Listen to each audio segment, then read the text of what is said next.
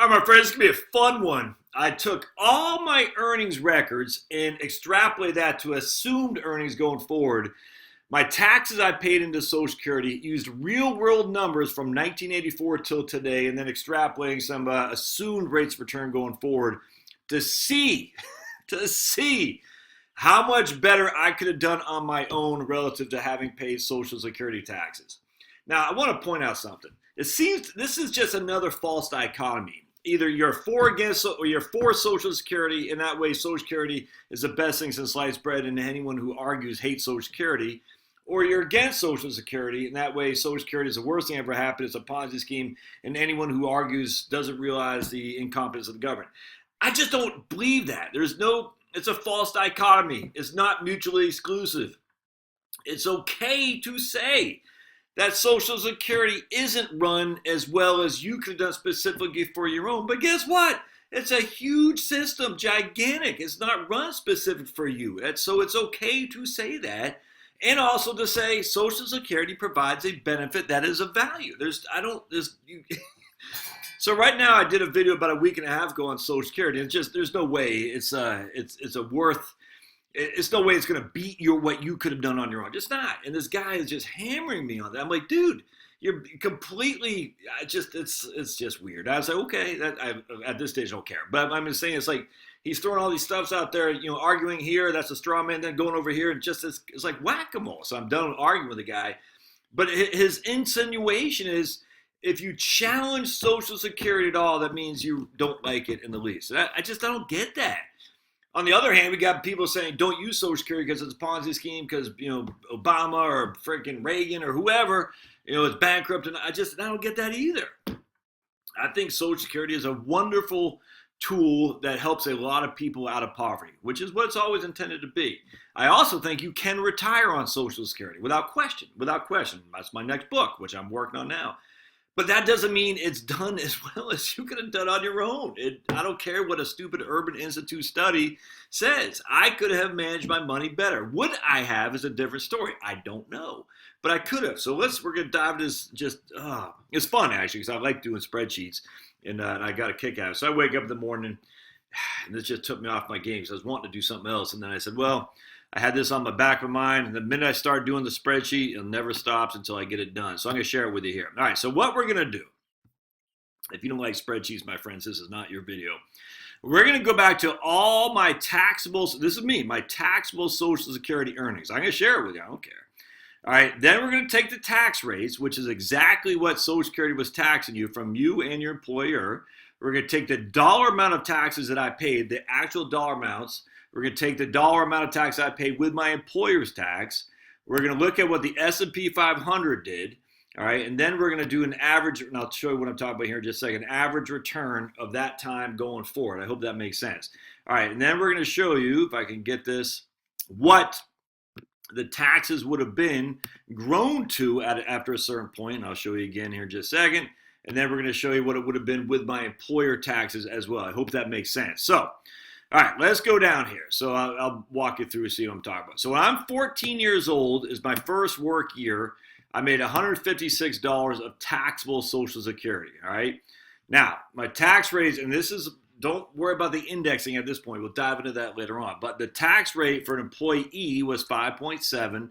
The tax rate for an employer was also 5.7, which means that 11.4% was the taxes that were paid. Now, some people say the taxes that you just pay is the only thing you should consider. I completely disagree with that. I mean, that employer's 5.7 is going someplace. In fact, I showed you another video I did. A third of all the employer's costs goes to benefits, not to your salary, goes to benefits. So they're paying you $75 for an hour, $50 of that goes to you, and $25 goes to the benefits. So not to use Social Security, the employer tax, I just find it to be silly. Because literally, that is money that is not being used for other things. Now, you could say, well, the employer would keep that. The employer could sniff it up his nose.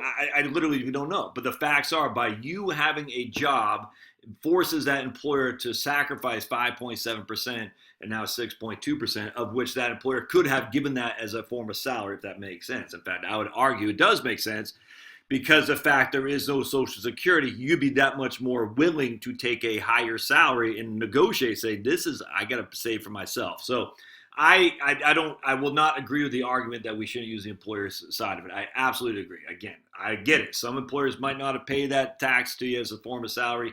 Well, but they do, and they have, and so we're going to use that because it only makes sense. That is money that is not being used for other things, salaries and things. So, again, so in this case, in 1984, I made $156 of taxable Social Security, which means the total tax from me and my employer was $18.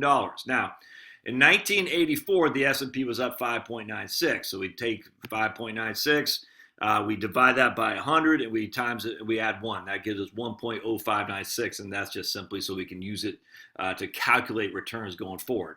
All right, so what happens here is we do that each and every year. And when I was 15, I had no taxable Social Security. When I was 16, I had no taxable Social Security. When I was 17, I had $913 of taxable Social Security, of which my total taxes between my employer and me were $104. That year, the S&P was up 5.69. All right, so what happens here? We're going to take, and this, I just made it simple. We're going to say the amount of money that this $18 grew to, because again, that's my tax and the employer's tax, it grew to $872 over the next 35 years. So we're going to go down to B37. And I'll show what I'm talking about. B37 is right here. All right, so this is in 2018, B37. So in 2018, which is the last year for which I had taxable wages, all right, so this is the last year we can look back in history, all right, because going forward, we're going to have to assume a couple things. So B37, and that's 35 years. Yeah, 35 years. All right, there you go. Perfect. So this amount of money grew at a rate from $18 to $872. Now, how did I get that rate? I took all the the S&P 500 returns from 1984 until 2018, and I simply averaged them. And it gave us an average return of 12.1%. I hope that makes sense. Then what I did is I said, okay, I basically said each and every year we have a return of 12.129%. From 1984 until 2018, that has been the average return year over year over year. And because that was the average, what we're doing is we're exponentially increasing that. So we're taking I3, which is $18, we're timesing it by L3, which is the average rate of return for that time frame, and we're factoring it by 35 years in this case. And so after 35 years of compounded 12% rates of return, my $18 grew to $872. I hope that makes sense. So the next year, same thing. We got how much taxes I paid. Not the next year. Well, I guess the next year, but I didn't make any money the next year. That's taxable, so there was no taxes taken out. In 1987, though, I made $104. And so now we take that 104 and we do the same thing. Now, in this case, so the S&P over the time of from 1980, doesn't have the year there, 1980, yeah, it does right there. From 1987 until 2018, it only averaged 11.4% a year, if that makes sense. So we're saying we're going to take this $104 of the taxes my employer and I both paid. We had an average rate of return of 11.4%, and we're going to compound that for whatever that's, we got not 35, 30, 35, 34, 40, 33, 32 years, because again, it goes until 2018. Hope that makes sense. All right, so, and then that $104 grew to $3,021. Because again, the method here is we're saying the taxes that I paid, $18, $104, if I would have invested that in the S&P 500, it'd be worth $872 or $3,021 today. Now, is that, look, would you have done that? Probably not. Could you use a bond fund instead? Yes, absolutely. Just look, man, just use the S&P 500 to give you the backstop of what it could have been differently. And again, people say, oh, and this guy was saying, the bond returns at 2%. I can't remember what it was like. Why are you using that low? I don't get it. It's weird. We're using this low number. And he's citing an article from Urban Institute, which is a pretty left-wing rag anyway. But that doesn't mean inherently we dismiss it.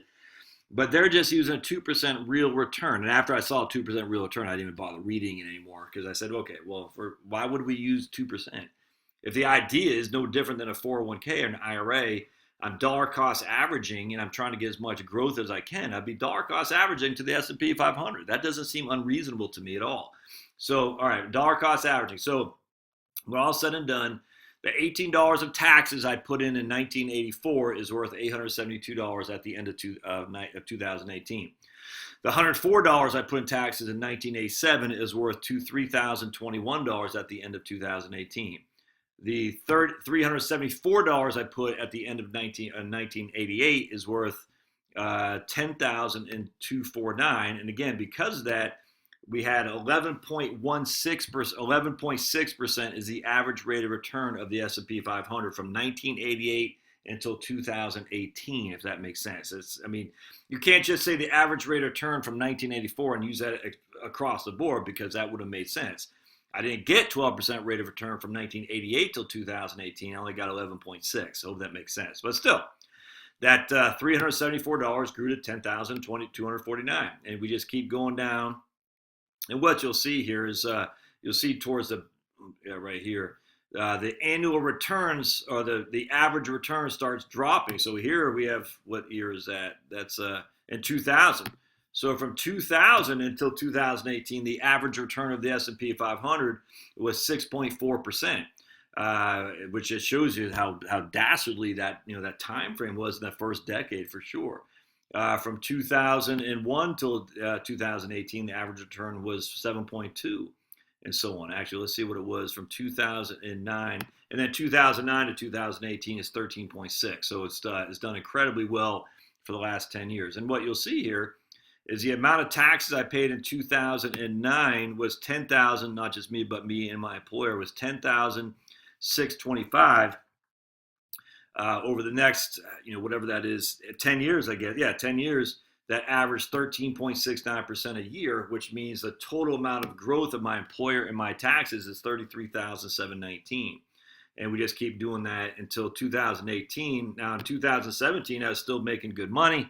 And then in 2018, I quit my crappy old job, and so my income fell off a cliff. But in 2017, I was at the max, as I was in 2016 and 2015 and 2014 and 2013 and 2012. I can't remember if I was in 2011 or not. But anyway, you can see I was at the max in these years. Let's look in 2017, I was at the max.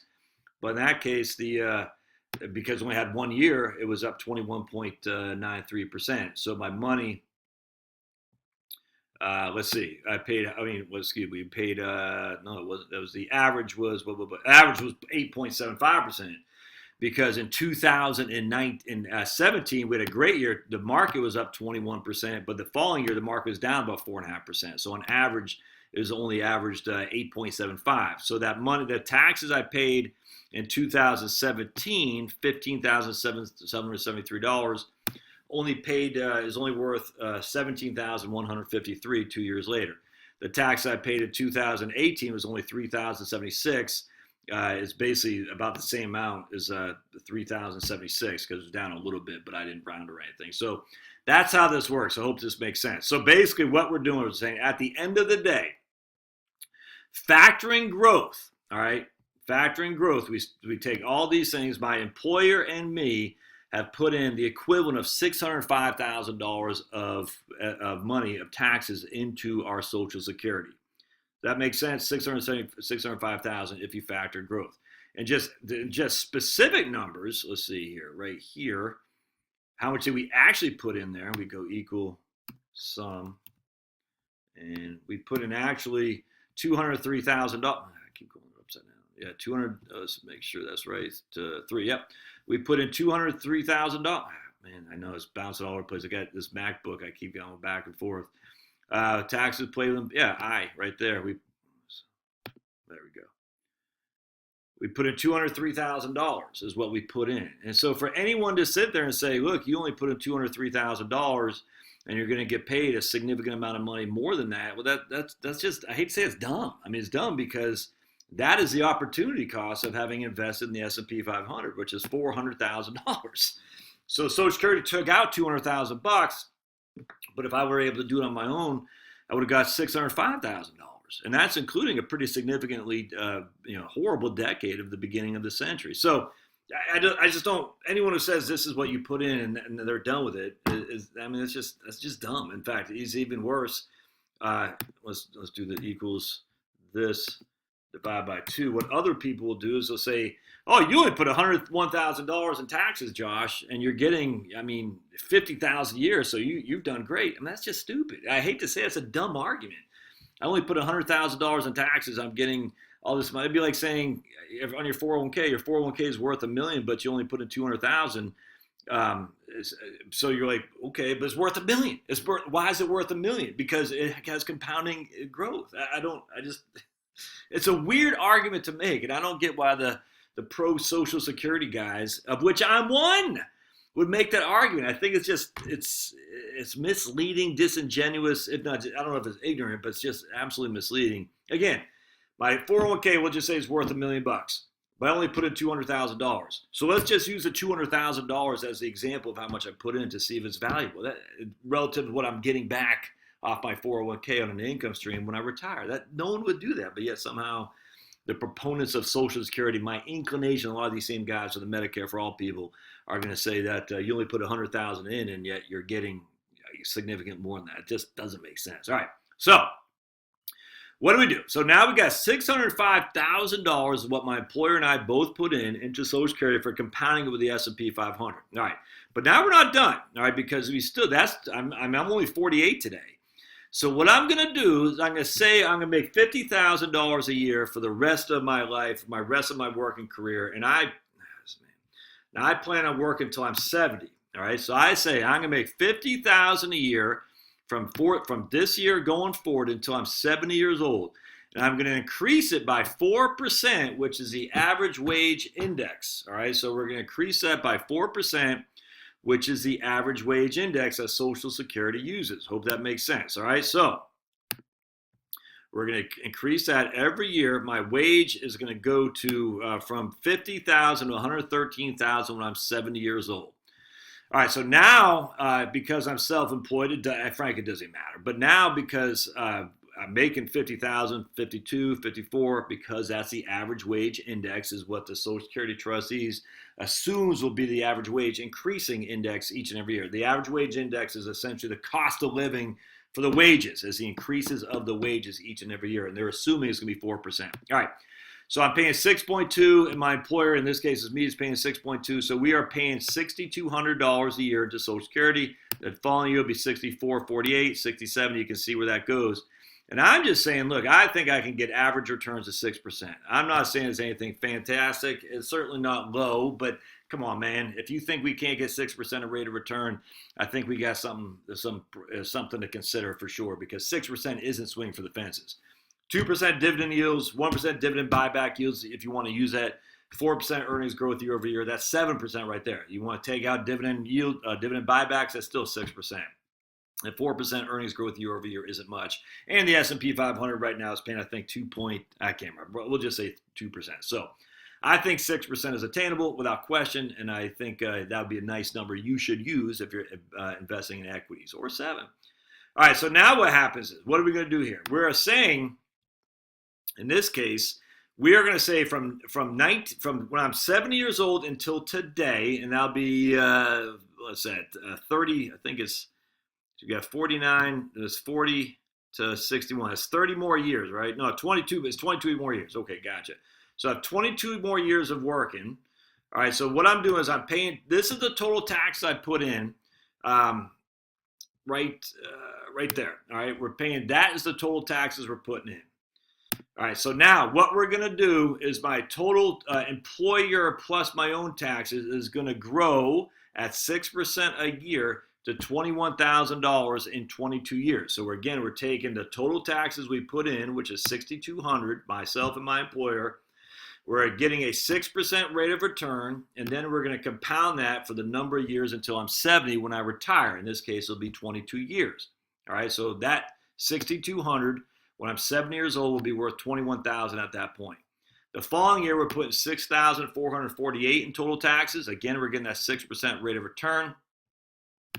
We're going to compound that right here is for the employer. This is just employee. This is the employee. Let me just type that down. This is employee.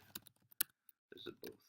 All right, so this right here will be worth $20,680 because I compounded for only 21 years at that point. And as you can see, we're compounding it less. So because we're compounding it for less years, in this case, we're compounding it for 22, 21, 20, 19 years, it only has 19 years to grow at 6%. It'll be worth less. I hope that makes sense. So basically, now we are doing a couple assumptions. We're assuming what my income is going to be. We're saying 50,000. We're going to assume the average wage index is only 4%. And again, I'm just using Social Security. So I'm not swinging for the fences income here, and I'm not swinging for the fences average wage index. I'm using legitimate wage indexes. We're assuming the taxes stay the same as 6.2, and I highly suspect they won't. But what are you going to do? We don't know what it's going to be. And we're assuming we're getting a 6% rate of return. None of this is crazy man talk. I'm sorry if you find this to be fantasy land. We're gonna have to agree to disagree. All right. So between now and 22 years in, I will have put in another $382,000. All right. Again with growth. So $382,000 is what I will put in between now and 70 years old when I finally said I'm no longer contributing to Social Security because that's when I'll start taking it. Does that make sense? So between my contributions and my employer contributions adjusted for growth, and again, the first part of my career until 2018 was real world numbers to include the bear market century of 2000, the first decade of 2000, to include the go-go years of the Reagan-Clinton era. We put in combined $2.56 million, $2.56 million when you figure out the growth we put in. Hope that makes sense. Now, if I want to get 5.5% to take an immediate annuity, and I bet I could probably get more at 70 years old, but I'm just going to use immediate annuity that pays a joint life survivor at 70 years old. All right, it'll pay me 5.5%. And again, I probably could get more, but I'm not trying to make this against Social Security. I'm just trying to show the reality of this way I see it. That would pay me $141,000 a month, a year of income. 5.5% if I did an immediate annuity with joint life survivor to pay me $140,000 a year, or $11,760 a month in income. Hope that makes sense. Now, if I only wanted to use my own numbers, it'd pay me half that. Pay me $5,800. All right, that's fine. So just remember that $11,000 with my employer contributions in mind. That's going to pay me $11,760 if I did all those things combined. Now let's go over. All right, so here we're gonna do a couple things. I got to pause for just a lot going on. So let me just drink my water here real quick, and I'll be right back. So now we just showed you how much I'd get on my own. Now let's show you what Social Security will pay. All right, using the actual numbers and then doing some assumptions, which I think you'll find informative. All right, so now we know if we look at the index earnings, what Social Security will index your rates of return on in terms of your work history is based on your earliest year of eligibility when you turn 62. All right, so we know that. So I got my indexed earnings right here. So my $156 I earned in 1984, I inflate that by 5.36, okay, according to the Social Security system. I'm not pulling this out of my butt. I'm literally using what they have, which gives us an indexed earnings of $828. All right, so let's keep going down. What I made in 1995 was $19,596. I adjust that by the inflated amount, the index factor that Social Security uses, and I take $67,917 in today's numbers, and we just keep going down. All right, so now in 2018, that's the index rate that they're using for my earliest year of eligibility. We take my $24,807, we times that by 1.640, and we get my indexed amount of $40,687. Now, I'm going back, like I said, and I'm going to make $50,000 in 2019. I'm going to adjust it each and every year with their average wage index increase, which is 4%. Which is what Social Security trustees report assumes will be the AWI increase year over year, 4%. Will that be true? Probably not. What else can you do though? Nothing. You got to go with what we got. And that's because that's what they use. So I'm using 50,000 the first year, 52 the next, 5408, because these are projections. I have no clue what my income will be. All right, so but we do have the inflated amount, the index factor, because it's provided to me from the good folks at Social Security. So the $52,000 I make in 2020 will be inflated at 1.5% or times 1.5, which means it'll give me $78,000, was that $288 as the inflated amount in which I derive my AIME. So hold in there just a second. So that, I hope this part makes sense. So we're taking 50,000, 52, again, 4% each and every year until I hit 60. All right. Now, when I hit 60, because they no longer use the inflated amount, the indexing, the AWI, now what they use is a COLA. All right. So what happens? So I'm going to show you what I'm talking about. So when I hit 60, you see there's inflated factor. The index factor is 1 because it doesn't grow with the AWI anymore. It grows with the cost of living. So when I hit 60 years old, I have $76,973 is my earnings, taxable earnings for Social Security. And there it is, my taxable earnings, because it's inflated by 1. That's it. Year before is 74,012 is inflated by 3.879%. And there that is. So in 2030, whatever I make that year is not inflated. That is the amount I receive as relative to how they figure out my AIME, my average index monthly earnings. All right. So if we take all these years, my entirety of my work record, going back to age 14, and we take the top 35, all right? So I'm taking the top 35, and I'm saying, what is my AIME? My AIME is going to be $13,037. How did I figure that out? Because I'm taking the top 35 of my earnings record, all these years right here, and I'm inflating them over the next 10 years at 2.6% because I stopped using average wage index at the age of 60, and instead we switched to cost of living adjustments, which is trustees report is saying 2.6%. Does that make sense? So here I'm taking my $4 million that I've made, my indexed earnings, my inflated earnings up until the age of 60, and I'm inflating it at 2.6%. Hope that makes sense. Now, what I'm doing is I'm taking my top 35, all right? So I got 1 year is 152, 73, 202. My top 35, I got 76. And what I'm doing, 90, 72, 76, 80. So I'm taking my top 35 of inflated earnings, my index earnings, and I'm dividing those. I'm adding them all up, all right? And so what you're doing is you're taking all those top 35 years. Your top 35 years. So you got 216,000 of inflated earnings, if you will, index factor. 215, that's just in the 4. It's not what I made because Social Security has the limits on how much they tax it. They tax at 117. That's your inflated, your indexed amount. So we just take all these numbers, 216, 78, 77, 77, 76, 76. You can see where we're going there, 79, 72. We're taking our top ones here, and we're adding those up, top 35, and that gives us this, $4.2 million. But you can't just stop there because there is a cost of living adjustment of 2.6%. And so my cost of living adjustment, I'm just assuming it's going to go till we're 70 years old because that's when I said I'm going to stop working. With my COLA, it's going to be $5.475 million. All right, again, that's everything inflated. We've inflated everything. Now we take that money, we divide by 420 because there's 35 years, and you divide it times 12 is 420 periods for your average index monthly earnings. That gives us a 13,000 average index monthly earnings, inflated in the year 2040 because that's when I'll be 70 years old and I'm going to start drawing. Hope that makes sense because don't forget, I've been working all those times too. You see what I'm saying? So I'm still adding to my Social Security while I was working. It's not going to change much, but it'll change a little bit.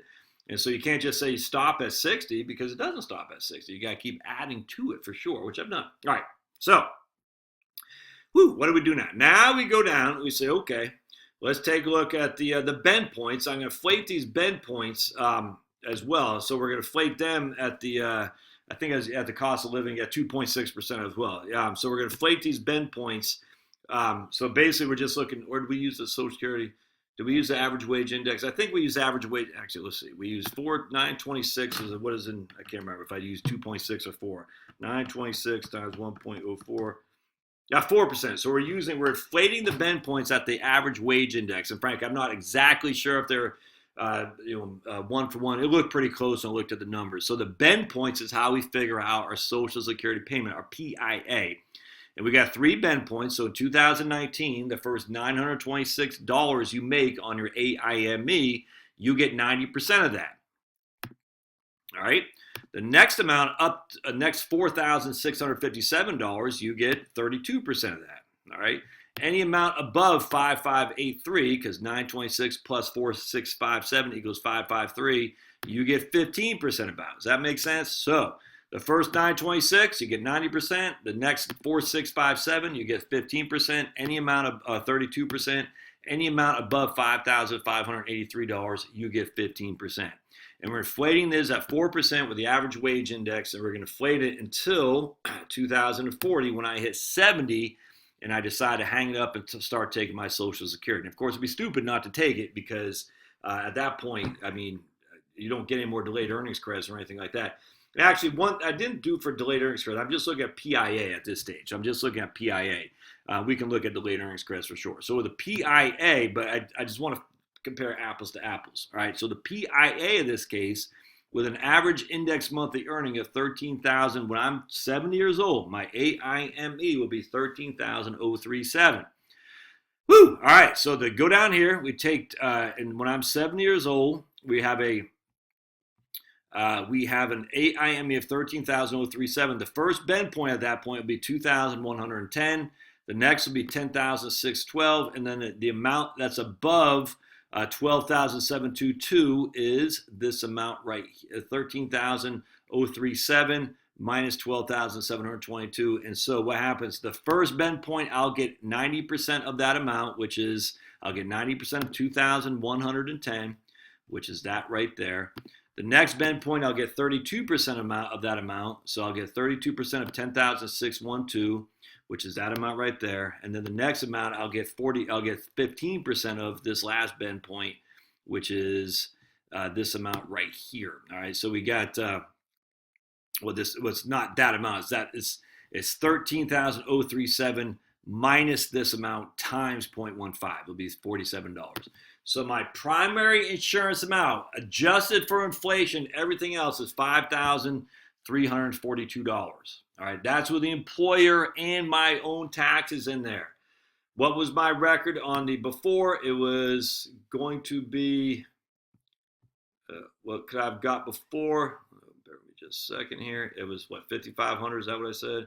It was $5,880. All right, now let's just say for simplicity, but Josh, you get delayed earnings credits. Okay, we'll take this times 1.24. That gives me $6,624. All right, so even with delayed earnings credits at 70, $6,624 is better than what I could have got theoretically on my own at $5,880. But that's what I would have got right there with factoring my employer's amount too. That makes sense? I mean, that's significant. That's a month, my friends. $11,760 a month versus even with delayed earnings credits, $6,624. That's over 5,000 month difference. Of course, when I die, my spouse will get that, but then she'll lose the benefit she had accumulated on her own record. All right, so if she was making, $2,000, whatever it is, that's gone. Whereas when I die, my spouse gets that because we have joint life survivor. And again, this is at 5.5%. I highly suspect it'll be 6% if you're 70. See what I'm saying? So if you just look at your own taxes, and even with your own taxes, you're not getting enough. You're just not. I mean, it's $500 short. It's 10%. I mean, it's no big deal. It's not like it's evil. It's just even with your own taxes, you aren't getting the better of what you could have done on your own. I just don't see a debate on this. But again, with spitting distance, so I'm fine with that because you can't say, well, Josh, what if I only got 4% rate of return instead of, okay, I got you. So let's just say with your own taxes, without your employers, we're breaking even. It's just splitting hairs at this point. Markets, delayed earnings credit, all this stuff. So your own taxes into Social Security will probably break even for you.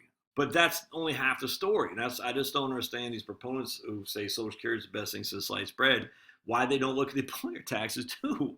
Well, you're not out your employer taxes. You are out of the employer taxes. It's an opportunity you don't have access to because the employer is forced to pay it. If you were able to negotiate, you could say, hey, I got to save myself. Would they take 6.2 and give it to you? I don't know. But not to use the employer side of the equation is, I don't think it's right. I think it's misleading deliberately. And between the two, again, let's just look at me. We'll just say delayed earnings credit, 6,624. My own record, 5,880. I die, all right? Whatever's left over, my heirs get this. If there's anything left over in there, I can assure you there will be, because I do a joint and life survivor with a 20-year period cert. Now, if we survive 30 years, there won't be. I get that. But still, if we didn't do the annuity, the immediate annuity, instead start taking money out at 5.5% clip, and there's anything left over, that's what my heirs get. In this case, they get nothing. They get nothing. I mean, I don't. But then you start factoring joint life survivor annuity on all the money that we've accumulated, would pay $11,760. Or we could say we don't want that full amount. We're going to take half of this, which would give us 5,880, and let the other grow. I mean, it's just from a inheritance perspective. It's just not in liquidity perspective. It's just not debatable. Anyway, so that was pretty fun. I enjoyed that a lot. There's more confirmed to me that Social Security in of itself. And no one would argue, I would think, even from the Social Security system, that it is supposed to be the most favorable for everybody. That's not how a government program works. They're trying to get the greatest good with the least amount of cost for the most people. That's what they're trying to do, and I got no fault with that at all. None. But don't tell me that Social Security is better than I could have done for myself. It's just not. Anyway. Long video, but I hope you like this. I found this to be absolutely fun to do. I love the spreadsheet stuff, and once I get started, man, I can't stop. We'll see you next time.